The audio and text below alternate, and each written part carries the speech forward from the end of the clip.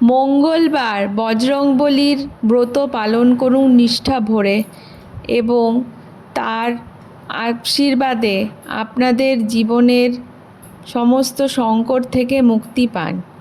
মঙ্গলবার উপবাস করে ব্রত করলে তবে তার ফল আরও ভালোভাবে সম্পূর্ণভাবে আপনারা পেতে পারেন।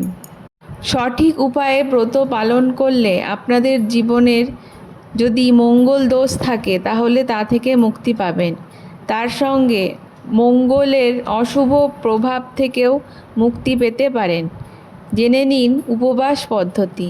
শাস্ত্র অনুযায়ী যে কোনো মাসের শুক্লপক্ষের প্রথম সোমবার থেকে বজরংবলীর ব্রত উপবাস পালন করতে পারেন।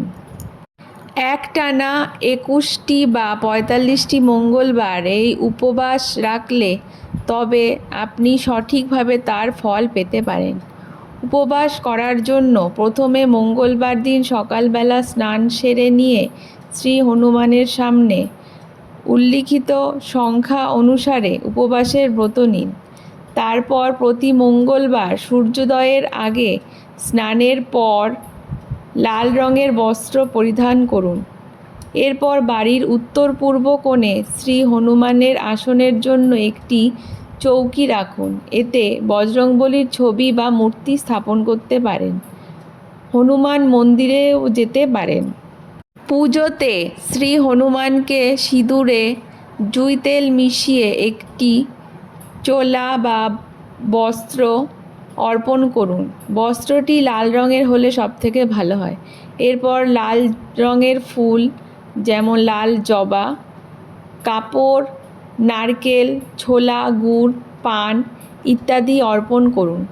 কাঠবাদাম, বোঁদে, বেসনের লাড্ডু এই জাতীয় মিষ্টি নিবেদন করতে পারেন, কারণ এগুলি হনুমানজির খুবই প্রিয়।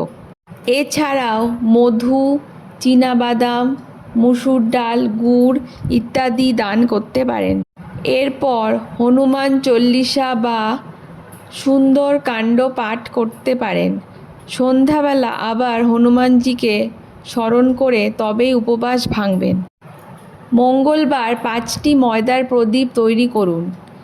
এগুলিকে গাছের পাতার উপর রাখুন। সেগুলিকে সন্ধ্যাবেলা জ্বালান এবং হনুমান মন্দিরে বা আপনার বাড়িতে যেখানে স্থাপন করেছেন সেখানে রাখুন। শাস্ত্র অনুযায়ী শনির যন্ত্রণা থেকে মুক্তি পেতে মঙ্গলবার বজরংবলীর উপবাসের ভূমিকা অনস্বীকার্য। এই কারণে যদি কোনো ব্যক্তি মঙ্গলবার এই ব্রত পালন করে থাকেন তাহলে তিনি শনির সাড়েসাতি থেকেও মুক্ত হতে পারেন।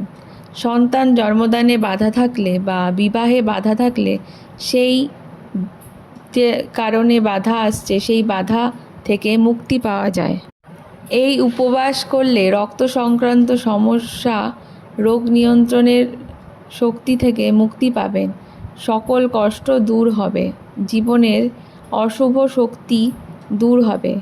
মঙ্গলবার উপবাস চলাকালীন কিছু কাজ যেগুলি একদম করা উচিত নয় সেগুলি হলো উপবাস করার সময় চুল, নখ, দাড়ি ইত্যাদি কাটা উচিত না। ব্রহ্মচর্য পালন করা উচিত।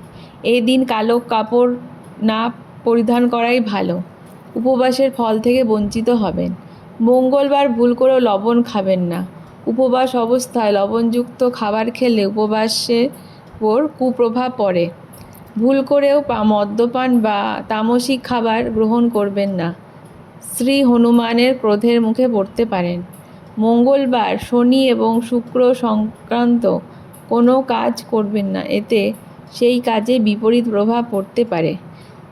যাদের রাশি বৃশ্চিক বা মেষ তাদের অধিপতি হলেন মঙ্গল, তাই এই রাশির জাতক জাতিকাদের এই উপবাস পালন করলে আরও বেশি শুভ ফল মেলে বলে মনে করা হয়। এই জাতীয় তথ্য জেনে আপনারা কতটা উপকৃত হলেন অবশ্যই জানাবেন। ধন্যবাদ।